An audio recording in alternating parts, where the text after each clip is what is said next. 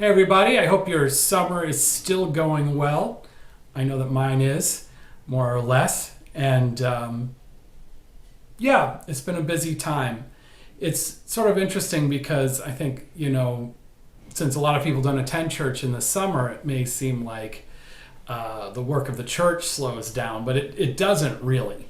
It just changes. So I spent a lot of time in the summer planning for the fall when everyone comes back, and time sometimes with specific families, and also time just trying to keep in touch with people while they are away.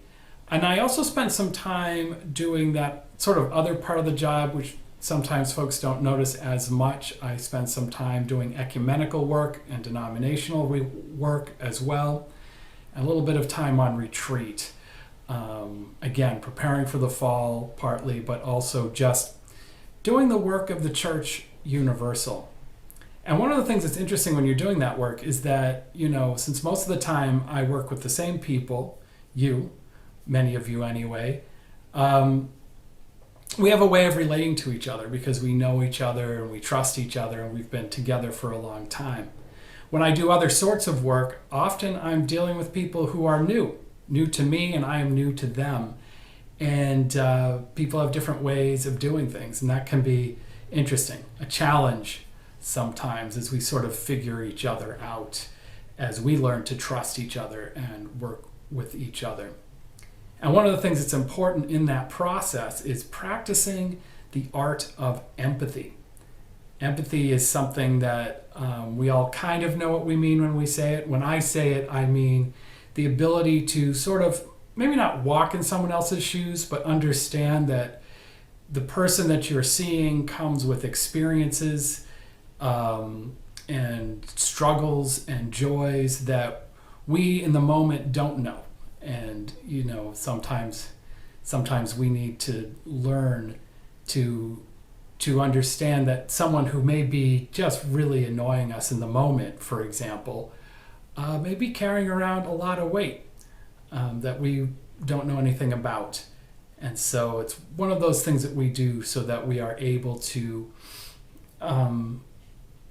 live into a broader love of people and of our world as well, even when it is a little tricky to do it in specific situations. Anyway, this Sunday, Ann Hunsaker will be preaching about empathy. It's a huge topic. I'm not sure how she's going to address it exactly, but yeah, I think in preparation, you can think about the times when you've practiced empathy toward someone else. Sometimes it's really easy, but sometimes it's not. I think that Annie is going to use this reading from the 21st century theologian Rob Bell. So I thought I would read this to you to sort of give you something to think about. In this case, he's talking specifically about the church. So not so much our individual roles in being empathic, but our corporate role.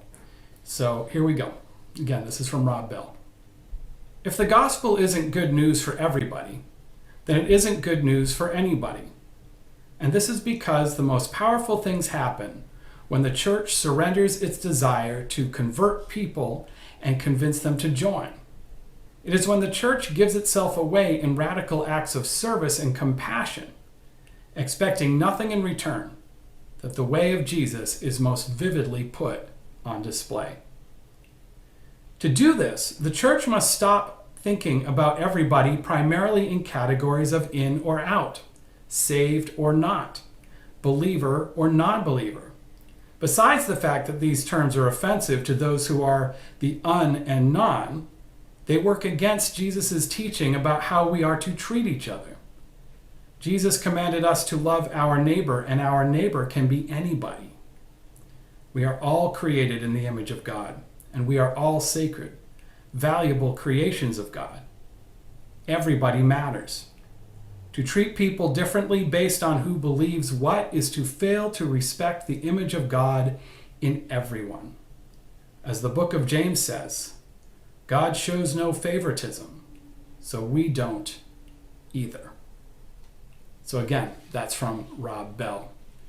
And so maybe between then and now, and wherever you are this summer, you can spend a little time seeing the image of God in others, as well as sometimes in yourself, which can also be difficult. And, I hope to see you in church this Sunday for Anne, but really anytime you're able.